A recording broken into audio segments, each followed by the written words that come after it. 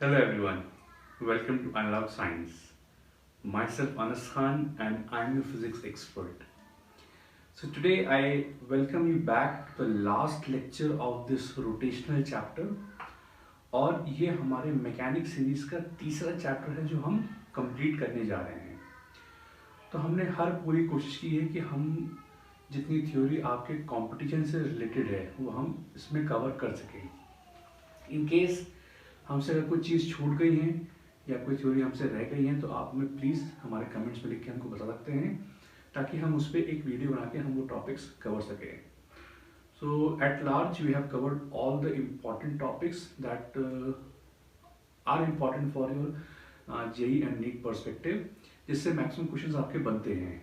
बाकी आप you are free to write down the comments और you can suggest a topic on which you want an extra video from अस।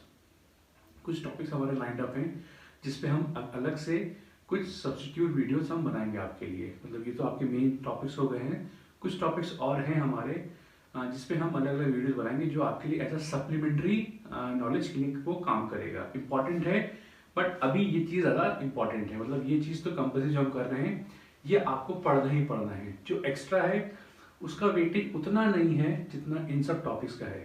तो पहले we are just focused to complete all the important and the major topics first, then we will take all the minor topics one by one in individual videos. तो आइए time ना waste करते हुए आज का lecture start करते हैं। And today's lecture will have to topics. First will be conservation of angular momentum and the last one will be your rolling motion. तो इसे हम बात करते हैं। द टॉपिक फर्स्ट जो हम लेंगे आज that is conservation of angular momentum। जैसे कि हमने लास्ट लेक्चर में पढ़ा था कि जो एक्सटर्नल टॉर्क होता है that is equal to what? It is equal to I alpha. And what is alpha? Alpha is rate of change of angular velocity upon change of time. तो ये आपकी टॉर्क की वैल्यू होती है। और अगर मैं इसको कन्वर्ट करना चाहूं एंगुलर मोमेंटम के टर्म में, अगर मैं कन्वर्ट करना चाहूं इसको मैं, तो आप क्या ले सकते हो? जो आपका एंगुलर मोमेंटम था that was what? I into omega. तो अगर मैं इसको डिफरेंशिएट कर दूं dl बाई dt को, तो मुझे क्या मिलेगा? I D omega by dt मिलेगा। और ये वापस क्या बन जाएगा? ये आपका आई अल्फा बन जाएगा। And I alpha is equal to what? External torque. Therefore applied external torque is equal to rate of change of angular momentum. ये रिलेशन आपको याद रखना है कि किसी भी सिस्टम का जो rate of change of angular momentum होता है वो उसके अप्लाइड एक्सटर्नल टॉर्क के बराबर होता है। Now if applied external torque on any system is zero, then what will happen? The rate of change of angular momentum is zero. And if the change of angular momentum is zero, तो अगर किसी चीज का change zero है मतलब वो value कैसी होती है? That value is constant. तो जो मॉड ऑफ एल होगा वो एक कांस्टेंट वैल्यू होगी। और हमने लास्ट लेक्चर में मॉड ऑफ एल कितना निकाला था? That was product of moment of inertia and angular speed. तो अगर किसी सिस्टम पे लगने वाला net torque external torque zero है तो उस सिस्टम का जो चेंज ऑफ एंगुलर मोमेंटम है विद रिस्पेक्ट टू टाइम वो जीरो हो जाएगा। Therefore change of angular momentum is zero. अगर किसी चीज का चेंज जीरो है तो वो वैल्यू आपकी कांस्टेंट होगी। और एल की वैल्यू हमने क्या निकाली थी लास्ट लेक्चर में? आई इंटू ओमेगा, जहाँ पे आई आपका मोमेंट ऑफ इनर्शिया है, ओमेगा आपकी एंगुलर स्पीड है। तो आई इंटू ओमेगा की वैल्यू कांस्टेंट होगी। Therefore we can write I1 omega 1 is equal to I2 omega 2। काफी इंपॉर्टेंट रिलेशन है आपका, ये टॉपिक ही अपने आप में इंपॉर्टेंट है क्योंकि इस पे सवाल आपके हर साल बेस्ड एग्जाम में आते ही आते हैं आपके।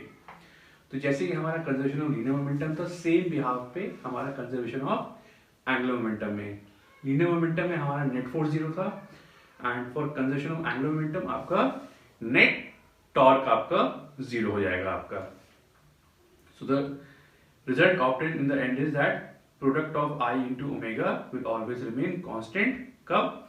जब अप्लाइड एक्सटर्नल टॉर्क आपका हमेशा 0 एक्ट करेगा आपका इसके ऊपर। तो ये तो बात हो गई हमारे कंजर्वेशन ऑफ एंगुलर मोमेंटम के बारे में हो गई। इसके बाद हम बात करते हैं पावर की। What do mean by power? So power is basically the rate of work done. मतलब मान लीजिए जैसे यहाँ पे कोई डिस्क है, अब इस पर टॉर्क लग रहा है तो क्या हो रहा है, जो इसकी एंगुलर स्पीड है वो बढ़ती जा रही है। तो पहले हम लिखते हैं definition, power is rate of work done that is dw by dt। और वर्क क्या होता है? Work is change of kinetic energy, क्योंकि यहाँ पे जब टॉर्क बढ़ाते जाओगे तो क्या होगा, आपका ओमेगा बढ़ता जाएगा। और हमने लास्ट टाइम क्या निकाला था, kinetic energy was half I omega square. तो जब ओमेगा बढ़ेगा तो आपका काइनेटिक एनर्जी भी बढ़ेगा, दैट मीन्स यहाँ पे कुछ वर्क हो रहा है। So we can write power is also equal to rate of change of kinetic energy. के हमारा कितना था, हाफ I ओमेगा स्क्वायर था। अच्छा, I हाफ I तो हम बाहर ले सकते हैं, अंदर क्या बचेगा, d by D T of omega square. तो हाफ इंटू I, इसको डिफरेंशिएट करें तो क्या बन जाएगा, 2 omega D omega by D T. तो यहाँ पे क्या होगा आपका, 2 और 2 कैंसिल हो गया आपका, तो पावर क्या बन जाएगा, power will be I omega d omega by dt। and what is d omega by dt? rate of change of angular speed is equal to angular acceleration। तो ये बन जाएगा I अल्फा इंटू ओमेगा। और हमने last time derive किया था, torque जो होता है, टॉर्क I इंटू अल्फा होता है, तो पावर क्या बन जाएगा, टाउ इंटू ओमेगा बन जाएगा। So if you multiply applied external torque with angular speed, तो हमको क्या मिलेगा, we will get the power being generated। and what is power? it is the rate of work done। तो अगर मैं torque को एंगुलर स्पीड से multiply कर दूं तो मुझे पावर मिल जाएगा इन रोटेशनल टर्म। अगर यही बात ट्रांसलेशनल में हो रही होती, सो इन टर्म्स ऑफ ट्रांसलेशनल यही पावर आपका F इंटू वी बन जाता। क्योंकि टॉर्क और फोर्स लगभग एक ही चीज होती हैं। भाई फोर्स अप्लाई करोगे तो टॉर्क होगा, क्योंकि टॉर्क जो होता है वो उसी अप्लाइड फोर्स का रोटेशनल इफेक्ट होता है। अगर उसी अप्लाइड फोर्स का ट्रांसलेशनल इफेक्ट होगा तो पावर F इंटू बी बन जाएगा। अगर रोटेशनल की बात कर रहे हो तो पावर टाउ इंटू ओमेगा बन जाएगा आपका। तो पहले हमने डिस्कस किया conservation of angular momentum, next we have discuss about power. अब आगे हम बात करते हैं, इसमें हमारे दो मेन थ्योरम हैं। First is your perpendicular axis theorem. तो थ्योरम ये स्टेट करता है कि सपोज यहाँ पे हमने इसको एक्सिस ड्रॉ की, हमने x, y और z, और जो बॉडी है वो अभी z के अबाउट घूम रही है।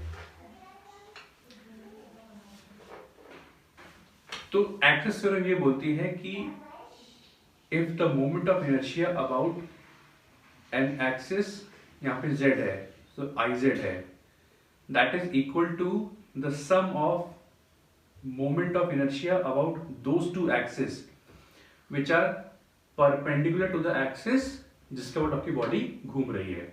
तो यहाँ पे बॉडी क्या है, इनिशियली अबाउट z घूम रही है। अब इस z के परपेंडिकुलर दो एक्सिस हैं, x और y, यहाँ पे दो एक्सिस हैं। तो यहाँ पे क्या होगा, इनिशियली आपकी बॉडी अलोंग z घूम रही है, so the moment of inertia will B iz, क्योंकि अबाउट z आपको निकालना है। और z के अबाउट आपकी दो एक्सिस कौन कौन सी परपेंडिकुलर हैं, x और y। So iz will be equal to ix plus iy। Now suppose ये बॉडी z के अबाउट ना होते हुए अबाउट y घूम रही होती, तो हम क्या लिखते हैं, iy। और iy किसके इक्वल होता, ix प्लस iz के इक्वल होता।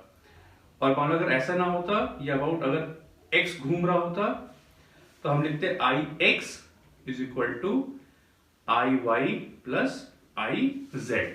सो this is your perpendicular axis theorem, कि अगर मुझे उस एक्सिस के अबाउट निकालना है जिसके अबाउट बॉडी घूम रही है, तो that moment of inertia will be equal to the sum of those two moment of inertia about the axis which is perpendicular to the axis about which the body is rotating। क्या मतलब हुआ इसका, कि ऐसे मुझे z के about body घूम रही है, तो इनर्शिया कितना होगा, iz होगा, and that iz is equal to ix plus iy। तो क्योंकि x और y यहाँ पे आपकी दो वो एक्सिस है जो अबाउट z परपेंडिकुलर है। Similarly you can find for iy and ix also.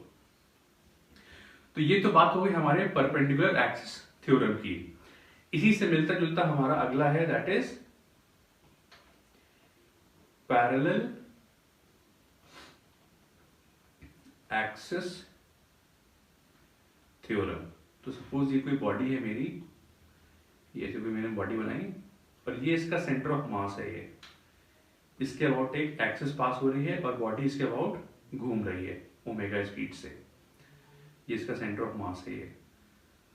तो इसके अबाउट क्या होगा, let the moment of inertia be ICM। अगर एक बॉडी है अबाउट सेंटर ऑफ मास घूम रही है, मतलब एक एक्सिस है जो उसके सेंटर ऑफ मास से पास हो रहा है, तो inertia is ICM।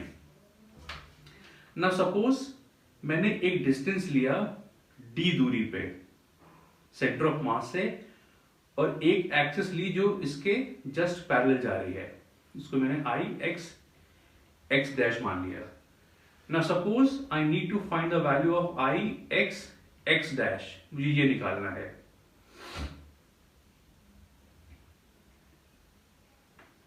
I need to find moment of inertia about x dash। ये कैसी एक्सिस है, एक ऐसी एक्सिस है जो उस एक्सिस के पैरेलल है जो सेंटर ऑफ मास से पास हो रही है। तो इस x डैश की वैल्यू होगी ICM plus mass of entire body and the square of the separation between the two axis. कौन कौन से एक्सिस, एक तो जो सेंटर ऑफ मास से पास हो रही है, दूसरी जिसके अबाउट हम यहां पे निकाल रहे हैं। तो x डैश और इस वाली एक्सिस में दूरी कितनी है, d दूरी है, तो यहां पे लिखोगे आप md square. So this is your parallel axis theorem। और ये तभी एप्लीकेबल है जब वो एक्सिस जिसके अबाउट मुझे नया मोमेंट ऑफ इनर्शिया निकालना है, वो उस एक्सिस के पैरेलल है जो सेंटर ऑफ मास से पास कर रही है आपकी। तो IX डैश, यहाँ पे x डैश वो एक्सिस है जो सेंटर ऑफ मास वाले एक्सिस के पैरेलल है। So this IX dash is ICM plus mass of body into दोनों एक्सिस के बीच के सेपरेशन का square, that is md square. This is your parallel axis theorem. तो ये तो बात हो गई एंगुलर मोमेंटम कंजर्वेशन की, पावर के बारे में, और यहाँ पे दोनों जो थ्योरम आपके पैरेलल और परपेंडिकुलर एक्सिस थ्योरम के बारे में बात हो गई हमारी। अब let's move on to the last topic of this chapter, that is rolling motion. ये क्या होता है, सपोज एक कार का पहिया है आपका, तो कार का पहिया मान लीजिए सेंटर ऑफ मास इसका, तो कार का पहिया क्या होता है, वो घूमता भी है और वो आगे भी बढ़ता है। ये तो हम यहाँ पे सेंटर ऑफ मास वाले फ्रेम्स उसको ऑब्जर्व कर रहे हैं, तो सेंटर ऑफ मास की स्पीड वीसीएम है। तो what is rolling motion? It is a combinational motion of rotation and translation.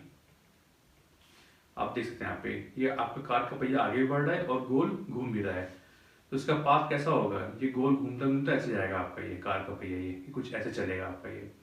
अगर सिर्फ घूम रहा होता तो सिर्फ ऐसे घूमता रहता है ये, अगर चलता तो घूमता नहीं, ये सिर्फ ऐसे से आगे बढ़ता रहता। लेकिन यहाँ पे क्या हो रहा है, यहाँ पे आपका पहिया घूम भी रहा है, so it is having rotational motion and the centre of mass is translating in the forward direction, so it is having translational motion. So any motion which is a combination of both rotation and translational motion is known as rolling motion. अब इसकी हम mathematics करते हैं, तो let us break this wheel into the two motions. पहले हम क्या करते हैं, हम इस व्हील को सिर्फ ट्रांसलेट करते हैं। हम यहाँ पे कुछ पॉइंट्स मार्क कर लिए, पॉइंट ए ले लिया, बी ले लिया, इसको ओ मान लो, इसको सी मान लो या डी मान लो, इसको सी है हमारा सेंटर ऑफ मास, ये हमारा डी पॉइंट है। तो अभी हमने इसको सिर्फ ट्रांसलेट किया है, तो लेट द क्योंकि सी की स्पीड क्या है, सी की स्पीड वीसीएम है, तो हमने इस पूरी बॉडी को वीसीएम स्पीड से आगे ट्रांसलेट कर दिया है। तो बॉडी रिजिड है, वो एक साथ मूव करेगी, तो हर पॉइंट की स्पीड क्या होगी, वीसीएम होगी इन फॉरवर्ड डायरेक्शन।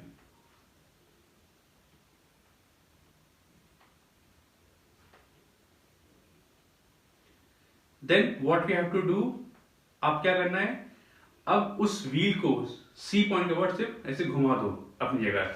एक बार हमने इसको ट्रांसलेट किया, एक बार हमने सिर्फ घुमा दिया। जब घुमाओगे तो क्या केस बनेगा आपका, फिर वही पॉइंट्स मार्क करो सारे यहाँ पे, यहाँ पे पॉइंट ए हो गया, बी हो गया, ओ हो गया और डी हो गया। एंड सपोज ये सेंटर ऑफ सर्कल है, सेंटर ऑफ मास से इसकी दूरी क्या होगी, इस व्हील के डिस्क के रेडियस के बराबर होगी, so let the radius be R. अब क्या है, आपका व्हील जो है वो कुछ ऐसे घूम रहा है, ये ओमेगा स्पीड से। तो व्हील ऐसे घूम रहा है, तो क्या होता है, अगर मुझे point A B O D की टेंजेंशियल स्पीड निकालनी है, तो व्हील ऐसे घूम रहा है, मतलब ये पहिया ऐसे ऊपर जाएगा तो डी पॉइंट ऊपर जाना चाहेगा, ए पॉइंट राइट जाएगा, बी पॉइंट नीचे आएगा, ओ पॉइंट लेफ्ट में जाएगा। सो ए पॉइंट की स्पीड क्या होगी, it will be R into omega, because relation between linear speed and translation speed is v equal to R omega. B क्या बन जाएगा, that is R omega, O बन जाएगा आपका आर ओमेगा और डी बन जाएगा आपका आर ओमेगा। अब क्या करना है, मैं इन दोनों को कंबाइन कर देता हूं, तो दोबारा मैं व्हील बनाता हूं यहां पे,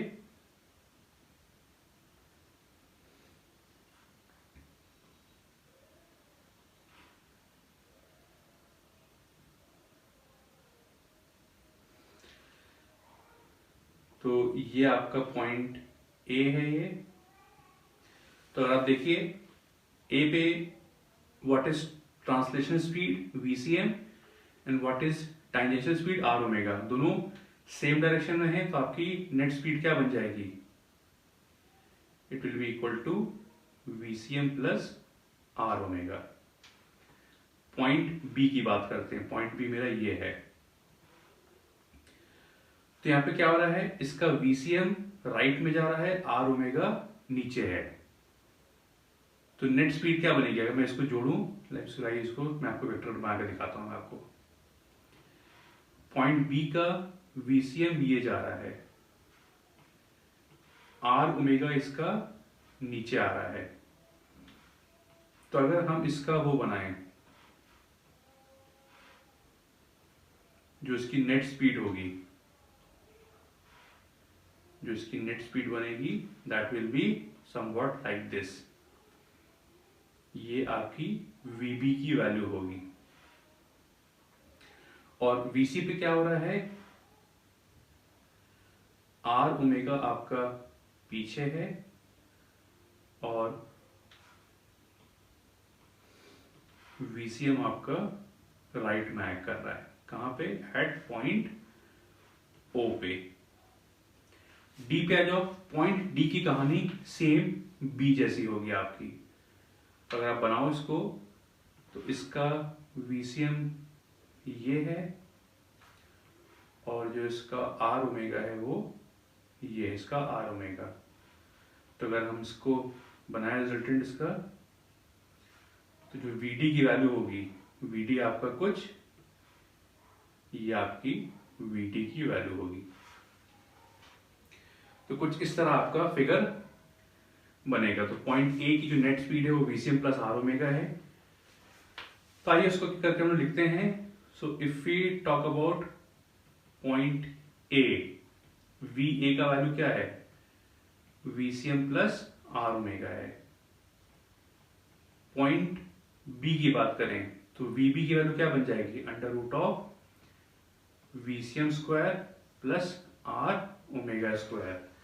और ऐसे अगर हम पॉइंट डी की बात करें तो वीडी क्या बन जाएगा, under root of VCM square plus R omega square.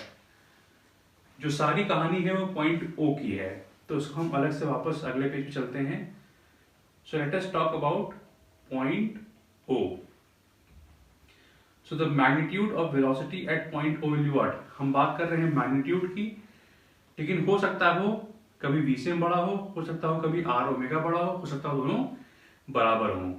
तो since we have to find magnitude, तो पहले हम लगाएंगे पूरा एक मॉडुलस लगाएंगे, फिर दोनों के मॉड को हम सबट्रैक्ट करेंगे। क्योंकि यहाँ पे मॉड वीओ है तो पूरी वैल्यू यहाँ पे पॉजिटिव आनी चाहिए। तो हो सकता है कभी वीसीएम ज्यादा हो आर ओमेगा से, और हो सकता है कभी आर ओमेगा ज्यादा हो वीसीएम से। Now since we have to obtain mod of VO, तो हमें इससे पूरी वैल्यू पॉजिटिव करनी है। यहाँ पे वैल्यूज का सब्ट्रैक्शन हो रहा है। तो हो सकता है कभी सब्ट्रैक्शन पॉजिटिव आए, हो सकता है कभी सब्ट्रैक्शन नेगेटिव आए, but at the end we have to take only the absolute value. इसलिए मैंने बाहर पूरे पे भी एक मॉड लगाया हुआ है।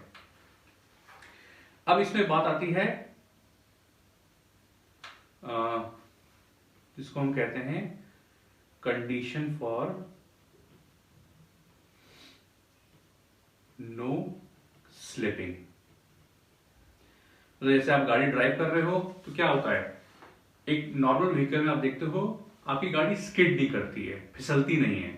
उसका मतलब क्या है, हर इंस्टेंस पे आपका ये पॉइंट जो ओ है वो ग्राउंड से कांटेक्ट में है। स्किड में क्या होता है, ये पॉइंट इसके रिस्पेक्ट में कुछ आगे खिसक जाएगा या पीछे खिसक जाएगा आपका, means this point would tend to go forward और बैकवर्ड। तब उसको हम कहते हैं स्लिपिंग या स्किडिंग। वो कब होता है, जब आप एकदम से ब्रेक मार दो तो क्या होता है, आपकी गाड़ी स्किड कर जाती है। बट वाइल ड्राइविंग नॉर्मली क्या होता है, आपका ये पॉइंट फिसलता नहीं है, हर वक्त इस ग्राउंड के साथ हर इंस्टेंस पे, हर इंस्टेंट पे रेस्ट पे रहता है।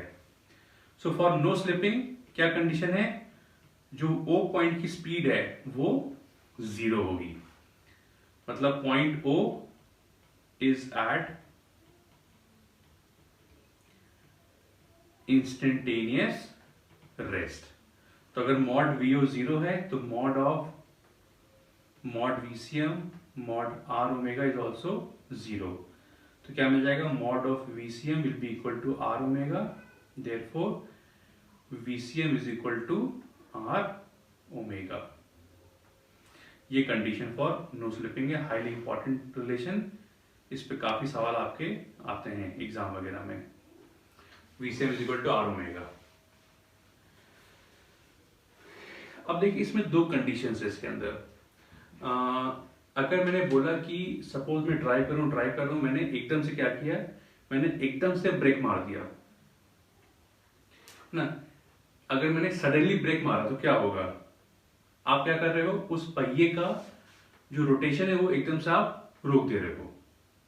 अब इससे यहाँ पे क्या है, आपकी गाड़ी चल रही है, स्मूथली चल रही है, ये आपकी गाड़ी है, स्मूथली चल रही है, VCM आर ओमेगा को हर वक्त बैलेंस करता हुआ चल रहा है। लेकिन मैंने एकदम से ब्रेक मारा, एकदम से, तो क्या होगा, आपका जो रोटेशनल मोशन है वो एकदम से जीरो हो जाएगा, मतलब this value will suddenly go to zero. But VCM तो प्रेजेंट है ना वहां पे, क्योंकि किसी भी चीज को चेंज होने में कुछ टाइम लगता है। तो लेकिन हमने सडनली ब्रेक मार दिया, तो हमने उस व्हील के डिस्क को एकदम से पकड़ लिया। जब एकदम से पकड़ा तो रोटेशन गायब हो गया, तो आर ओमेगा जीरो हो गया। लेकिन VCM अभी है, उसको पता ही नहीं लगा कि हुआ क्या है, तो VCM तो लग रहा है अपनी जगह, क्योंकि VCM आर ओमेगा को बैलेंस करता हुआ चल रहा है। लेकिन आपने एकदम से पहिए को पकड़ लिया, ब्रेक मार दिया, तो आर ओमेगा आपने गायब कर दिया, तो बचा क्या, VCM। तो अब पॉइंट O के पास एक नेट स्पीड VCM आ गई आगे की तरफ, तो आपका पहिया आगे स्किड करता है। इसीलिए सडन ब्रेकिंग में क्या होता है, आपकी गाड़ियां स्किड कर जाती हैं। तो देखिए आजकल गाड़ियों में ABS आता है। ABS की टेक्निक यही होती है कि अगर आप सडन ब्रेकिंग करते हो तो वो पहिए को एकदम से अरेस्ट नहीं करता है, उल्टा घुमा के उसकी स्किडिंग को रोकता है। ये ABS का पर्पस होता है। अब इसमें दूसरा सिनेरियो है, आपका अगर साइकिल रखी हो या गाड़ी कोई हो, उसको स्टैंड पे चढ़ाइए या साइकिल को हवा में लाइए, उसके पहिए को कस घुमाइए, पहिए घुमा रहे हो लेकिन हवा में टंगा हुआ है, तो जब सिर्फ घुमा रहे हो तो कौन सी स्पीड है, भाई पहिया घूम रहा है, अभी सिर्फ आर ओमेगा है। वो पहिया अभी ग्राउंड से कांटेक्ट में नहीं आया यहाँ पे, जब नहीं आएगा तो VCM जीरो होगा। लेकिन आप पहिया को आपने कस घुमा दिया, जैसे ही ग्राउंड पे टच करोगे उसको, तो अभी पहिए के पास क्या है, सिर्फ आर ओमेगा है, VCM तो है ही नहीं, क्योंकि वो ग्राउंड से कांटेक्ट में नहीं है, वो आगे बढ़ ही नहीं रहा है। सिर्फ एक जगह पे आप रोके उसको घुमा रहे हो, तो उसके पास सिर्फ आर ओमेगा है। जैसे ही पहिए को आप ग्राउंड पे छुओगे तो अभी सिर्फ क्या है, आर ओमेगा है, तो पहिया पहले पीछे भागेगा, जैसे ही ग्राउंड पे टच होगा उसका VCM बढ़ना शुरू होगा। लेकिन अभी तो VCM बढ़ रहा है, आर ओमेगा पहले से ही प्रेजेंट है। तो अगर मैं पहिए को हवा में कस से घुमाऊं और जैसे जमीन पे छुआओगे, पहिया पहले पीछे भागेगा क्योंकि उसके पास आर ओमेगा ऑलरेडी प्रेजेंट है। जैसे छुआओगे उसका VCM बढ़ना शुरू होगा, तो पीछे घूमते घूमते पहिया रुकेगा, फिर वो it will go in the forward direction. कब, जब VCM आर ओमेगा को बैलेंस आउट कर देगा आपका। तो ये दो पॉसिबल सिनेरियो से मैंने आपको समझाया। मैंने इसको नहीं समझ में आया, इसको दोबारा पीछे आइएगा, फिर से सुनिएगा, फिर समझिएगा। ये दोनों बहुत प्रैक्टिकल सिनेरियोज हैं। स्किडिंग वाला सिनेरियो मैं आपको सजेस्ट नहीं करूंगा करने के लिए, क्योंकि वो बहुत डेंजरस होता है। दूसरा वाला आप कर सकते हो, ये काफी प्रैक्टिकल है, आसान भी है। फर्स्ट वाला आप प्लीज उसको खुद ना करिएगा ही नहीं, वो बहुत डेंजरस होता है and it can cause harm to you और the person which is sitting behind you in the vehicle. तो आप प्लीज उसको खुद से मत करिएगा, उसको बहुत ही डेंजरस चीज है वो। तो ये तो बात हो गई हमारे रोलिंग मोशन के बेसिक्स के बारे में। अब इसमें एक छोटा सा टॉपिक है, उसको हम देखते हैं। उस पर काफी सवाल भी आते हैं कि सपोज एक ये इंक्लाइन प्लेन है और यहां अभी फ्रिक्शनलेस इंक्लाइन प्लेन है आपका ये, और यहाँ पे कोई बॉडी है, स्फीयर है, सिलेंडर है, तो हम इसको जनरलाइज कर दे रहे हैं। Suppose the radius of the cylinder is, sorry, body is r, ये हाइट h है, हमने इसको रेफरेंस मान लिया है, h इज इक्वल टू 0। हमें निकालना जब ये बॉडी यहां पहुंचेगी तो इसकी स्पीड कितनी होगी। दूसरा असम्पशन क्या है, यहाँ पे प्योर रोलिंग है। What is pure rolling, VCM is equal to R omega. अगर कोई कहता है बॉडी की रोलिंग प्योर है, मतलब VCM is equal to R omega है। Now since friction is not present, हम इसको स्टेट 1 मान लें, इसको हम स्टेट 2 मान लें। Then we can say mechanical energy at state 1 will be same as mechanical energy at state 2. And what is mechanical energy? Sum of kinetic and potential. Now at state 1 the body is at instantaneous rest, तो K1 मेरा 0 हो गया। फिर जब body ground को touch करेगा, वहां पे आपका हाइट का वैल्यू 0 है, so potential energy at state 2 is 0, तो U1 is equal to K2 बन गया। लेकिन यहां बॉडी सिर्फ ट्रांसलेट नहीं कर रही है, ये घूमते हुए नीचे आ रही है। That means this K2 will have both translational kinetic energy and rotational kinetic energy. और U1 क्या होगा? mg capital H। Therefore translational kinetic energy plus rotational kinetic energy is equal to mgh। तो ट्रांसलेशन क्या होगा? Half m VCM square, और rotation क्या होगा? Half I omega square is equal to mgh। 2 को उधर ट्रांसफर कर देते हैं तो क्या बन जाएगा? It will become m VCM square. I क्या होता है? m। बॉडी हमको पता नहीं है तो हम यहाँ पे रेडियस ऑफ गायरेशन लेंगे, mk square omega square is equal to 2mgh. Now we can all see there is a common term of mass, so this mass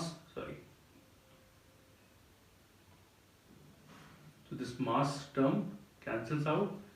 तो क्या बचेगा आपके पास? We are left with the term of VCM square plus k square omega square is equal to 2gh.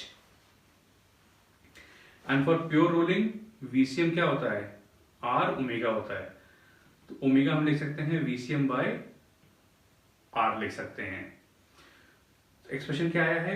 VCM square plus k square omega square is equal to 2gh। Omega क्या है? VCM by R है, इसका square, R body का radius है, 2gh। तो VCM square plus k square VCM square by R is equal to 2gh। VCM square common ले लीजिए, अंदर क्या बचेगा? 1 plus k square by R square is equal to 2gh। तो VCM square क्या आ जाएगा? 2gh upon 1 plus k square by R square. Therefore speed at the bottom will be equal to under root of 2gh upon 1 plus k square by r square. So this is the speed with which the body will hit the ground. लेकिन ये तब है जब दो condition है, pure rolling है और friction आपका एक्ट नहीं कर रहा है आपका।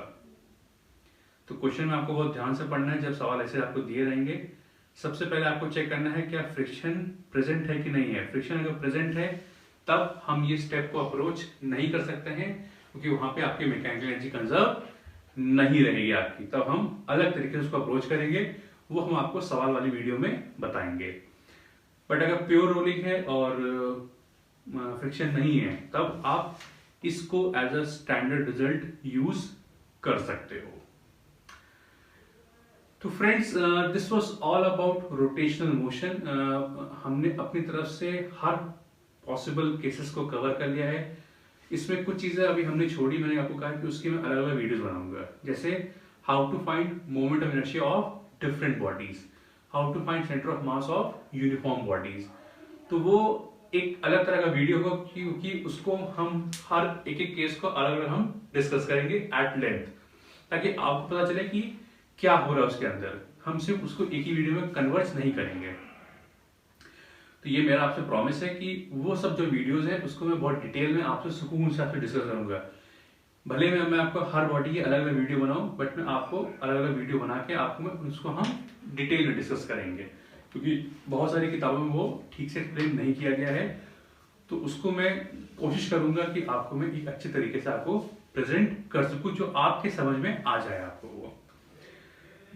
बाकी आई होप कि आपको ये लेक्चर समझ में आया होगा, पसंद आया होगा। मैकेनिक सीरीज आप पसंद कर रहे होंगे।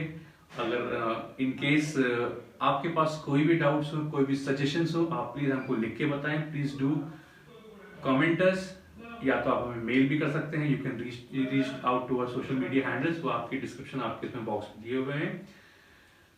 बाकी अगर आपको पसंद आ रहा है हमारा content, please do like us, हमको शेयर करें, अपने दोस्तों में शेयर करें। And if you are new to channel, please do subscribe to our channel. And your presence is more an encouraging thing for our channel. बाकी friends, video वही बात है, stay tune, stay focused and study hard for your competitive examinations. Thank you very much.